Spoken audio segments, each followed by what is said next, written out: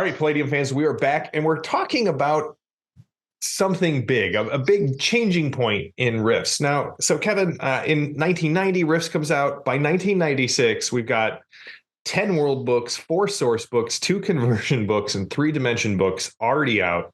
In about 6 years, we're up to 16, 19, 20 books for the Rift line, which is, it's huge. I mean, that's a robust game line. But in 1996, you sort of start planting the seeds for a major change in the status quo. And like, for those of you who weren't alive in gaming in the 90s, there was this thing that was pervasive in 90s gaming called the meta plot, where basically a game company would have this idea from the start, and hey, here's how we're going to change. And you know, the big one was like the White Wolf meta plot with Gehenna and Ascension and all of these other things. But Shadowrun had a meta plot that was running. D&D had Planescape. Rifts, it never felt like Rifts had a meta plot, but we had this big shift that was kind of starting. That you started with Coalition War Campaign, which I've got right here above my head. And it took about 4 years to kind of get it all out. So were you, with this idea of building towards the Coalition Wars on the horizon, like where did the idea come from? Like what was your idea? Like what was the point of like putting something so major into the Rifts timeline that, like, I mean, it really is a before and after kind of a thing, right? You have Tolkien before, and then the Coalition looks one way before, and the Coalition and the landscape of North America look completely different after. Well, I always wanted to have kind of an evolving living world. So I thought ultimately the clash between magic and technology was inevitable, or certainly magic and the Coalition. Right. What was inevitable. And we still had people arguing about, well, who would win? You know, the mages would wipe the snot out of the Coalition, and then you had the other group that's like, the Coalition will obliterate the magic people. They have to launch as a couple of nukes, although no one's sure that the Coalition has nukes. Right. A little fact that people kind of forget about. Do they? Don't they? Who knows? Right.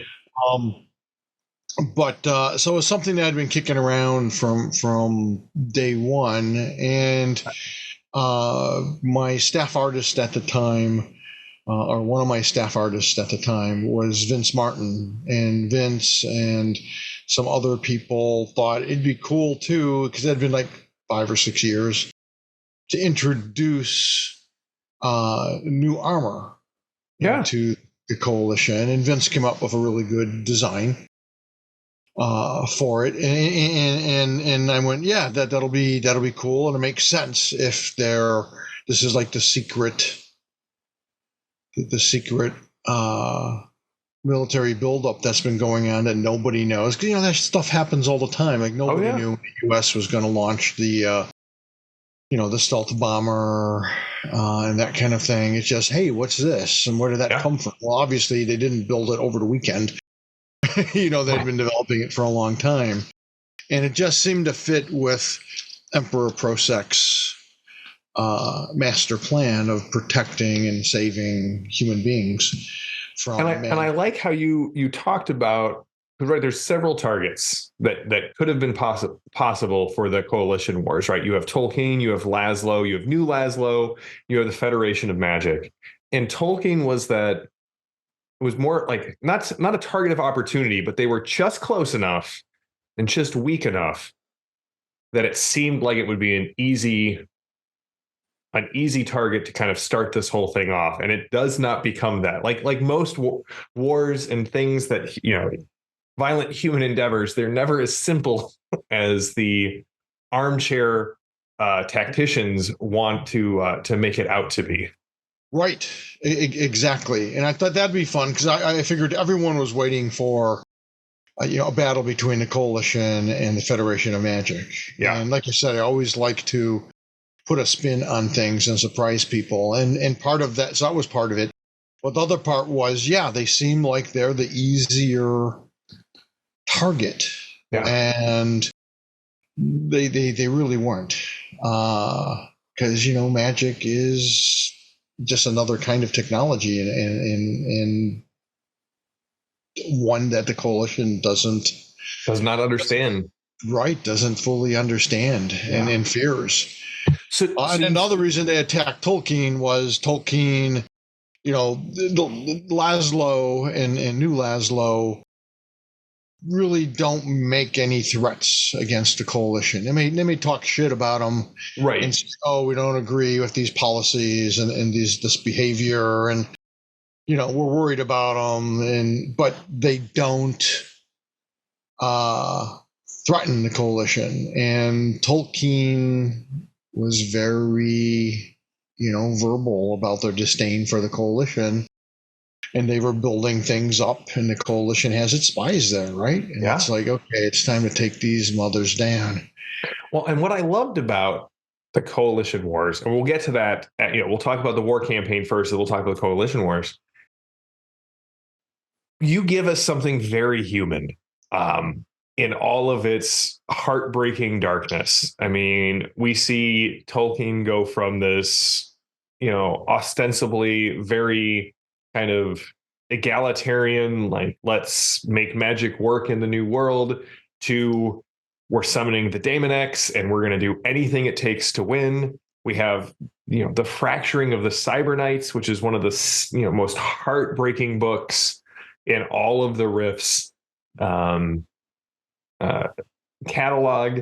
We see the coalition. I mean, the coalition gets pushed back, and then pushes forward, and like right up until the end, at least from a reader's perspective in 2000, when you were wrapping this up, I didn't know how it was going to shake out, because again, Tolkien gets so many new allies. Federation of Magic throws in with them. We see the one stabilizing force in the region, the Cyber Knights, just completely implode. It was a world-shaking event that required one last book, the Aftermath book, to just say, okay, here's the new status quo going forward. I love the cover of Sedition. Sedition with the dragon and the leyline walker on the front. And all of the covers for the Coalition Wars were great. But I remember just patiently waiting for that next one to come out, because we were playing through it. Yeah. All right. So you give us the Coalition War campaign, and this is kind of the opening salvo. We get new armor. We get new gear. We get a ton of new OCCs. We get some more details into the way the coalition states function. And then we get sort of this, oh yeah, and by the way, the coalition is not as strong as we thought it was going to be, because Quebec is off doing their own thing. So you kind of said, right, the Dead Boy armor, we talked about it in the Rifts one, is such iconic and classic, Stormtrooper-esque armor. And then we got the new Dead Boy armor that just leans into the skeletal look. We've got, it's just a terrifying upgrade. Like, you can also see Joseph's hand in the design of, no, it needs to look more death-like. I want this to be so scary that we can be like, don't worry, you're being protected by the fine Dead Boys, and look at how scared those stupid sorcerers are of our of our guys in armor. Yep. That's a beauty. Another Dave Dorn. Shadows of Evil. Yeah. So why? I know what was going on because I've read all the books, but why introduce this idea that Free Quebec, the coalition state of Quebec, is not as harmonious as the emperor might want it to be? Because Does it I mean, you said you got a lot of friends in Canada, and I know the cry for Quebecy independence comes up from time to time. Was that kind of playing in your mind? Oh, absolutely. Okay. Like yeah, I have a lot of Canadian friends, and so I'm aware of Canadian politics and Quebec's whole uh, sort of. It's always sort of an undercurrent. Their campaign to become a free state, Yeah. its own country, and so I was aware of that. So I thought it'd be kind of fun to do Free Quebec as a separate, you know, book, and as a country, as a state of the coalition, to basically separate from the CS, to use this period to separate, which pisses off Emperor Prosek quite a bit. And suddenly, instead of fighting a war on one front, he's sort of, I mean, not really fighting a war on two fronts, because he's got to maintain the propaganda of, hey, humans don't fight other humans. Right. But Quebec is up there with Ironheart in its manufacturing capabilities. Oh, and its importance. I mean, it's the capital of glitter boy production. Yeah. It's got a major population. It's got all kinds of manufacturing and everything you need in a war. And they just say, nope, we're taking this opportunity to secede from the coalition states. Yeah. And if you don't like it, do something about it, because they didn't think they would. And they did, but it was sort of a half-hearted effort, because it's civil war. It's brother versus brother. And so both sides are really hesitant to kill their fellow human beings and people who used to be members of the coalition states. Yeah. Well, and you bring up an interesting point, because this was always a thorn in the emperor's side, was the Quebecy manufacturing of glitter boys. And so they went underground with their manufacturing for decades. And they're like, no, we don't know where any of these glitter boys are coming from. They're just miraculously appearing. Look, we're using all of this coalition tech. And then when the emperor tries to roll through Quebec because he thinks it's going to be easy, suddenly, well, now we've been designing glitter boys specifically to take out coalition, Samuses and Sky Cycles and Spider Walkers. Why? So if you look at the Chaos Earth Rifts umbrella, glitter boys were really a Nema suit of armor. Oh yeah. Why put that manufacturing, and not just manufacturing, because they're doing something that few people in Rifts Earth are doing. They're innovating on golden age technology. We're getting different versions of glitter boys. We're getting the glitter boy armor applied to different types of things. The laser resistant chrome plating. So why? I mean, obviously, from a storyteller's point, it balances the scales. Suddenly, Quebec can hold their own against the coalition states. But was there a reason why you decided to say, okay, these are the guys who get access to the glitter boy manufactorums? Feel like it was a 40K term, manufacture industrial. That's what I'm looking for. The industrial side of the glitter boy creation process.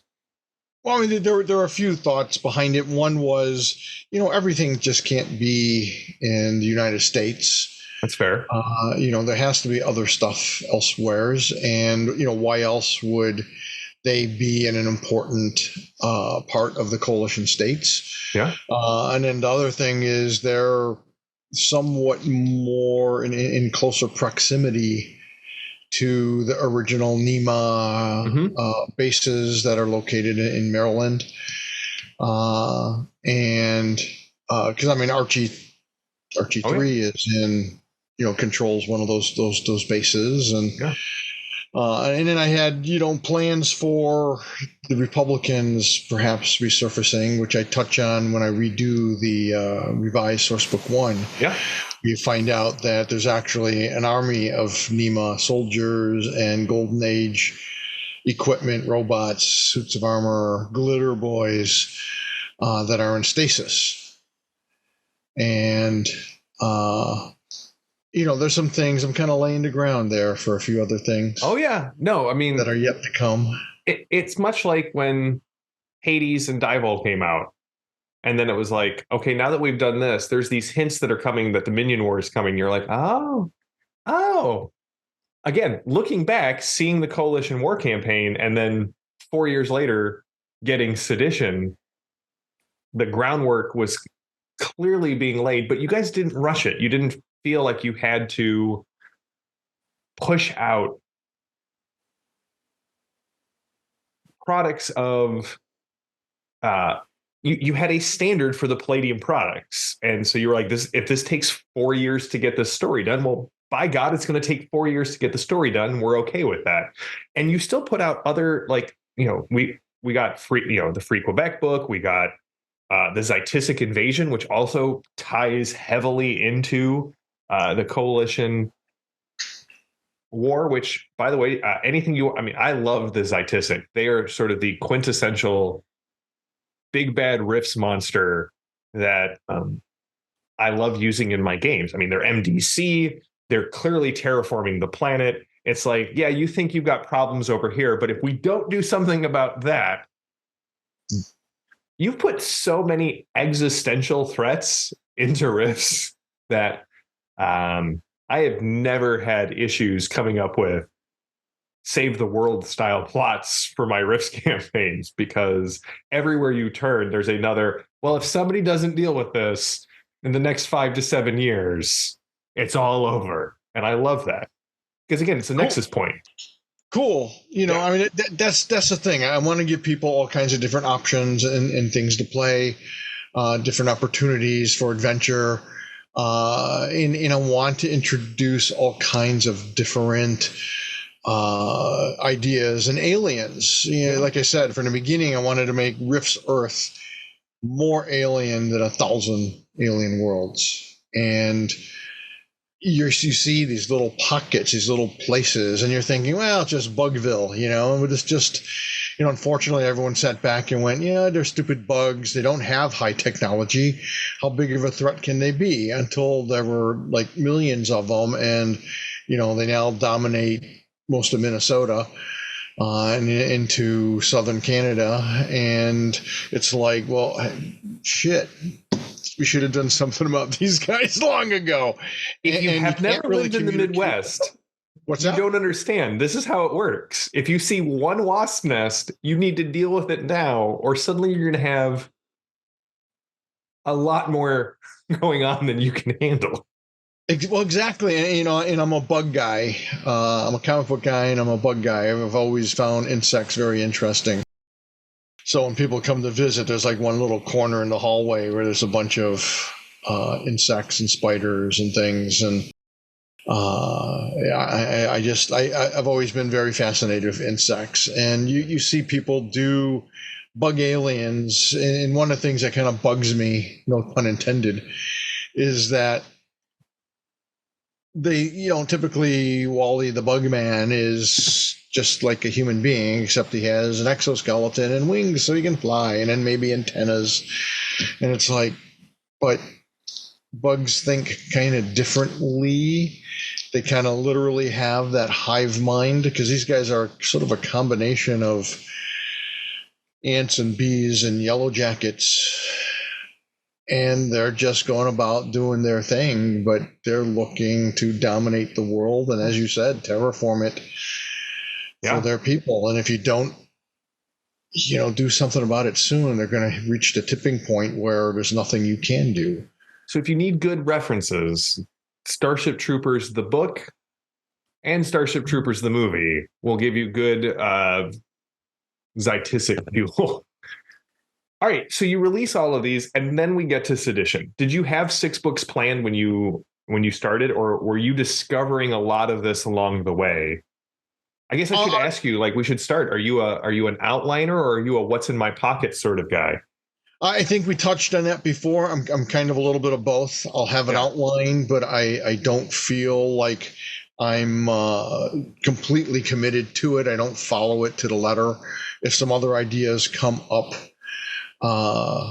then I'm willing to put it in. And in fact, the Cyber Knight book, I knew I wanted to do a Cyber Knight book, but it was Bill Coffin who came in and said, Kev, can I help you on this? Because it's so exciting and I'm really enjoying all this. And I've got some really great ideas for the Cyber Knights. And I said, well, let's hear them. And part of it was the whole schism between them. And he had a really good handle on Cyber Knights. So I said, let's, why don't you write up what you think it should be? And I'll fill in the rest and take it from there. And that's what he did. Well, I love the Cyber Knight book, right? It really just from a player character standpoint, it put the cyber into Cyber Knights, right? We get the living armor, the ability to sentence technology, a lot of these things that are in your Ultimate Edition of Rifts, which you can purchase now from PalladiumBooks.com. It's got all of that kind of reincorporated in it. But yeah, we have, again, this very human story. I know we're jumping all around the 6 books, but it makes sense. I mean, Lord Coke, having been through many wars, knows what I see it in my mind as Lord Coke seeing the Cyber Knight Order as still kind of untempered. We've been out there doing the small stuff, but we're not ready for such a large scale involvement because things on both sides are going to get awful. It's not just the coalition is going to do awful things. Tolkien is they do some horrible things to the coalition soldiers and to anyone they get a very us versus them mentality. And so you get Cyber Knights who are like, we're fighting on the side of right. And then you see the Daemonex unleashed on the world. Just breaks the spirit of the Cyber Knights. Well, I mean, just there's a reason there are axioms like war is hell. Yeah. And all is fair in love and war. Mm-hmm. War gets ugly. I mean, we're seeing it now in modern day conflicts. Yeah. And thankfully, we haven't, our generations have not had to experience war firsthand because it is horrific. And I wanted to get some of that across. And it is divisive. And all those elements I tried to weave into the series. So yeah, I had loosely planned 6 books. I wanted to have Coalition War Campaign is part of the setup. Sedition is another part of the setup. Yeah. But I wanted to have magic, coalition, magic. Yeah. Sort of in between the coalition, and then the big climax. Yeah. And so, yeah, it was pretty much planned to be.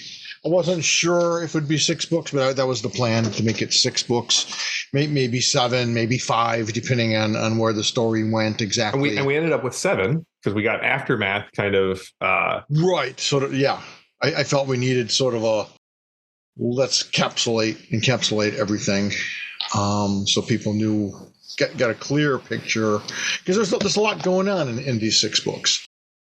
There really is, between new types of magic, new gear, new options, but also the war is unfolding. And as a student of history, right, no war is ever one-sided, and we see kind of the ebb and the flow of this battle between the coalition and Tolkien. And again, like I was saying, as a student of history, I've read Herodotus, I've read books about Kadesh or World War II or the 30 Years War or Charlemagne. I mean, I've read enough war books to read these and go, ooh, this is some detailed stuff. You can plot the offensives, you can plot, the retreats. So did you go into this knowing that the coalition was going to win and that Tolkien would be just obliterated? Or were you kind of unsure when you started which way it was going to go? No, the fans, because it took a few years for all the books to come out, Yeah. especially Final Siege. And no, I personally, I knew from the very beginning the Coalition would they just have too much going for them. I mean, that's where Tolkien had to pull out all the stops, and they were getting desperate, and so they're making deals with demons and monsters and people who aren't particularly noble and good, and those around them, old allies like the Cyber Knights, now have to make a choice: which side are we on, or are we on any side? And that happens in all wars. People get drawn in. Even the Psy Stalkers. They're kind of drawn into it as well, and it's just I wanted to make it feel pretty real. But I just figured, in the Coalition, if it wanted to put everything it had into this war, Tolkien was never really had a chance. Once it started, the end was inevitable. They could put up a good fight, and if they were smart, they would have started getting refugees out sooner than they did. Well, and what we see this like very human, like they are clearly being picked on by the Coalition. They're clearly the victim. They are clearly being attacked, and it starts off with them having the moral high ground, and then Sorcerer's Revenge happens, and you're sitting there going, you made a lot of, you were backed into a corner, but again, in a very human manner, they made a lot of decisions, and then they became victims of their own hubris, and they became victims of, this is really one of the the sad things of war is it becomes easier and easier to justify atrocities against the person you are fighting against the longer it goes on. Yep. And by the end, you're almost feeling bad for the Coalition. Like, maybe you should. Joseph's able to point to it and say, see, we were right about them the whole time. They had this veneer of civility on them, but underneath it, all magic users are evil. Right, and associate with demons and dragons and other horrible creatures, because they also bring in and make deals with all kinds of creatures like black fairies and witchlings and the broadkill, which are sub-demons. And they kind of, Joseph, master of propaganda, is like, look, I've proven my point, but none of that would have happened if the Coalition hadn't attacked them. Right. So it was kind of a self-fulfilling. Mages burn everything down. Well, it wouldn't have happened, Joseph, if you didn't soak their house in gasoline first. and he knew that. it was of all, course, he's like all, it was all part of Joseph's plan as far as the propaganda goes. Prosek, Emperor Prosek, Karl Prosek, was really looking at it from a more of a strategic and, in his mind, moral, thing that he had to do to protect the Coalition states, especially as they expanded. And for Joseph, it was like, yeah, Dad, I got your back, and I'm going to make sure we work this up so we can prove that these guys are the demon, associating scumbags that they really are, and that you can never trust a practitioner of magic. They're all dangerous and all unpredictable. Even the Iron Juggernauts. And we set a lot of this up from the very beginning, because Iron Juggernauts, it's not exactly cool. They're imprisoning other living beings, whether they're elementals or demons or what. They have their own kind of armored forces, and they're cool. And Wayne Bro did. Oh my God, Wayne Bro! The art is spectacular. Yeah, at this point, Wayne Bro is at his peak. He's every bit as good as Kevin Long ever was, and his Iron Juggernauts, which are kind of fantasy mecha almost, were just I mean, it just doesn't get better. He just knocked it out of the park. So it really inspired me on that front. When he started to turn in that art, I'm like, oh my gosh. And of course, Ramon Perez did a bunch of the other art and monsters, and other people, Kent Burrows and Freddie Williams would go on to do comic books, all kinds. And so would Ramon Perez. I mean, Ramon Perez is working on the Flash comic book series right now. And, it was fun giving both of those gentlemen and a few others their start as artists, professional artists, and they've gone on to be just amazing people as well as amazing artists and storytellers.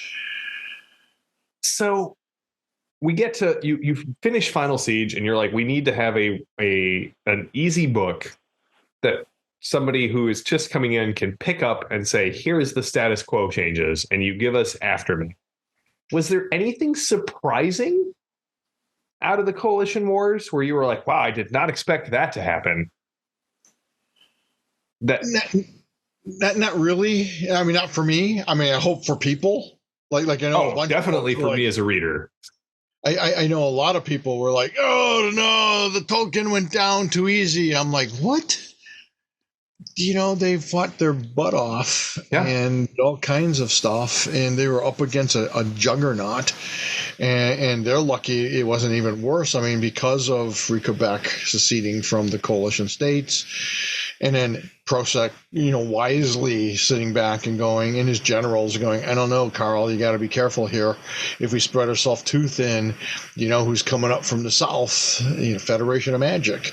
Even though they hate Tolkien and because they see him as rivals, kind of frenemies at best.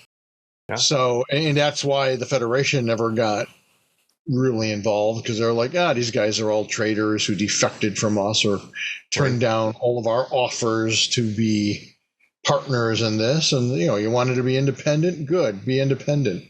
But that's a good point, because again, this is good storytelling and good understanding of both drama and history. The Coalition should have been able to roll over a single city-state with zero issues. Oh, yeah. However, they got to make sure that they don't leave themselves so vulnerable that the Federation of Magic says, now is our time to strike. And they had a war, albeit a limited one, with Free Quebec going on at the same time. And so, yes, that inhibits the power that they can bring to bear, because they don't want a Pyrrhic victory to the point where we defeated Tolkien and that's it for the coalition states. We did our one thing and now we've just broken apart because we're exhausted all of our resources. Right. I mean, Emperor Prosek was very aware of that constantly, and he had to be careful. Plus, because you never know what else is out there. It's Rifts North America, for God's sakes. Who knows what other dangers are boiling or could walk through a rift tomorrow? You got to make sure you have your troops and weaponry and resources to be able to contend with what might happen. I mean, Rift's Earth is a very volatile environment, and it is one where everything could change tomorrow, not just from the beings and the nations that we know about and exist, but something that could just waltz through a rift and say, "Hi, I'm Cthulhu, I'm taking over this part of the world." Well, I mean, look at South America, right? That's a great example, right? The Archons, the Megaversal Legion, these weren't issues until suddenly a rift opened up, and then now they're issues. Yep, exactly. So, when you put out Aftermath, were you trying to encapsulate, what was your goal in putting Aftermath out for Rifts fans who maybe didn't follow the Coalition Siege, or who were just coming to again, in my mind, Rifts Aftermath is one of those books that you want to pick up if you're running, later than 101 PA, because it gives you this is the state of the world after all of this stuff. That's exactly it. It did impact so much of the planet. It even had some reverberations into Triax, Yeah. And elsewheres. So I wanted to kind of set the stage because we do have a timeline. From the very beginning, I wanted to slowly move things along. Like I said, I wanted to be a living, breathing environment that changes, and this was a major change in North America. So I wanted people to understand that, okay, if you're playing in 102 or 103 PA, you're fine. After 105 PA, this shit's hitting the wind, and it's you got to be careful. And by 109 PA, this is what's happened. So all the books that existed were still useful and valuable, and good resources. But if you're playing in this current timeline, there's some things to consider. What about these refugees? What about the fact that Tolkien ain't there anymore? Well, it's kind of there. The ruins are there, but it's now an occupied city by the coalition states. Yeah. Kind of important information if you're playing in that part of the world and you want to be, true to the timeline. Oh, yeah. So we wrap this up. We get Aftermath. And then, I don't want to say almost immediately, because there's a lot of books between here and now, but all of a sudden, thanks to Tolkien, some new entities are looking at Rift's Earth in new ways. Oh, of course. And again, like I said, I don't feel like it was necessarily immediately, but you start this slow build towards the Minion War. That again has a major impact on Rift's Earth. Well, I can't take complete credit for that. So Karl Galiba, who I adore, he's a very good writer, and he's a great game master and concept guy. And he came to me and said, I got this idea for the Minion Wars. And it would be like this 6-part thing that I want to write. And just to set it all up. And I said, are you sure, Karl? Because it's a big undertaking. And once you start it, 3 books in, you can't say, oh, Kev, I don't have it. I can't do it. I need you to finish this up. Right. You don't want to sign up to do a 6-book series and then have the author go. Right. Exactly. Yeah. Exactly. So Karl said, no, I'm in. And although about 3 books in, he was like, you were right, Kev. This is a huge undertaking. I should have listened to you. But don't worry, I'll finish it up. And which he did. But yeah, I wanted, Karl had this great idea, and we talked a lot of it through before he started anything. He's a plotter. And so he outlined everything really succinctly. And he had big ideas, and he had already started writing Hades and Duvall kind of simultaneously, I think. And I thought that was a great setup. And then, when we came out with Megaverse in Flames, which is actually set on Rift's Earth in Rift's North America in particular, as sort of the epicenter or the beachhead for these 2 warring forces from hell. They both want to take Rift's Earth because Rift's Earth is this incredible nexus to everywhere in the Megaverse. And in some ways, I sat back and thought after the book came out, because I think a lot of people didn't know quite what to make of it. Because not everyone was following the Dimension books, the Rift's Dimension books, where Hades and Duvall and Dimensional Outbreak. And then you had Armageddon Unlimited, which is the Devils versus superheroes. Yep, and again, that was Karl's idea to link them. We toyed with the idea of linking Palladium Fantasy to it as well. You already got the Demons and Devils from Hades and Duvall. And there's some loose references to it, but we didn't actually have a crossover.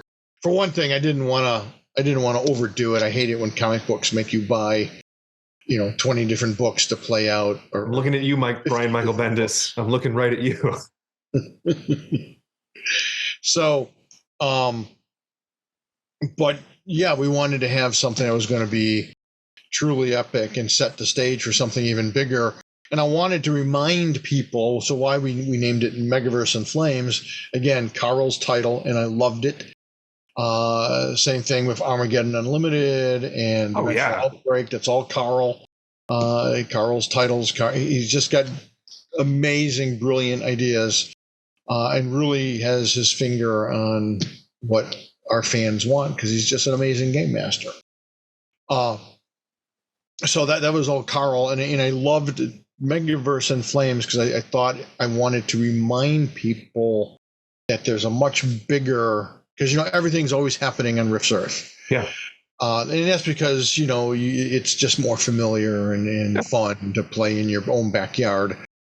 But I wanted to remind people that Rift's Earth is part of a much bigger megaverse, and I mean megaverse, not just our universe and different solar systems, but different dimensions, and space and time is just malleable in from Rift's Earth, and that's why these demonic forces want to siege control of especially North America, and from there England and Germany and everywhere, so they can use our entire planet as basically a dimensional phase world kind of thing. For those of you familiar with phase world, just a gateway to everywhere, and that way they could just pop in. Their forces can just appear anywhere at any time, because they're looking to dominate the megaverse. But I think marketing wise, it confused some people. Okay. I think if it said Coalition in Flames or North America in Flames, Rift's Earth even in Flames, I think people would have went, oh, what is this? Right, instead, but Megaverse, it almost sounds like a dimensional book when it's actually a world book. And it just took, I think, some people time to find it and figure out what it is and go, oh, this is something dimension spanning and epic and fun, because it is. It's a ton of fun. Well, and then we also got you wrote a book sort of as a tie-in to the Minion War, in my mind, Heroes of Humanity, like how the Coalition sees themselves during the Minion War and all of the things that they bring to bear to save humanity during this massive Minion War. Sort of like a little tie-in, but it was great. So there's in a lot of ways the Minion War is a setup for even bigger things, and you should have already seen a lot of those bigger things, except the pandemic happened and all kinds of other things, and it's just kind of the last 3 years. Like the last 4 or 5 years have been, just crazy. It just things happen, and real life gets in the way, and most people didn't know about because she didn't want people to know, but Kathy was suffering. My sweetheart was suffering from early onset Alzheimer's, and that was taking some of my attention and time away from things to help her sort things out and come to terms with it, and help her as best I could. And we were in fact making plans to for me to spend more time at home and to work from home and have Sean running the office and other things. And Sean coming on board when he did was just very, very timely. And then, sadly this year, 2024, Kathy passed away unexpectedly on March 24th. And, that has shaken things up, all of us, not just me. And then, of course, Turtles, which is an awesome thing and an exciting thing. And bringing back Ninja Turtles and Other Strangeness as a super deluxe book. And Kathy was so excited about that. That's awesome. I found, when I was going through her desk later, I found she was like taking notes because she would forget stuff. So she was taking notes and writing down like what the amount was and what day and hour it was. And then to be like, oh, and here's like 50,000 more. And it's just, 6 hours later. And she was just so excited and happy for us. But, stuff like that, people don't think about it. It's hard to be creative when you're dealing with health issues or someone else's health issues or other things. And sometimes even good things. Turtles is amazing to do. And we did a huge Kickstarter and people are so excited. But so even that, a big project like that. And we decided, because it is so special, to make it even bigger than we originally had intended. By adding tribute art and remembrances and all that. And then, Paramount has its approval procedures, but it's all exciting, good stuff, wonderful stuff. I mean, I'm back in communication with Kevin Eastman and Peter Laird. I made friends with Sophie Campbell. I'm back with, Freddie Williams, who's been awesome with lending his hand in anything he can do. And that's awesome. It's exciting, but we're a small company, smaller than a lot of people imagine, I think. And it just takes time. And we're trying to bring in other good people to help us out and take us to the next level, because ultimately our plan is to regain over the next 5 years, regain our status, our position as like one of the top 5 game companies in the industry. Because for 20 years, we were like unshakably number 3, number 1 and number 2, and everyone else would keep switching and trading places and changing, and it's like number 3, Palladium Books. So we want that. We want to get back there. Well, Kevin, I'm so excited to talk about all of this with you. I'm looking forward. We're going to step off of Rift's Earth next time, and we're going to go out and look at the Dimension books. Wormwood and Phase World being, Phase World is kind of the dominant Dimension book, but Wormwood, it was that first one that really just grabbed my attention. So we'll jump into that next time. Sounds good to me.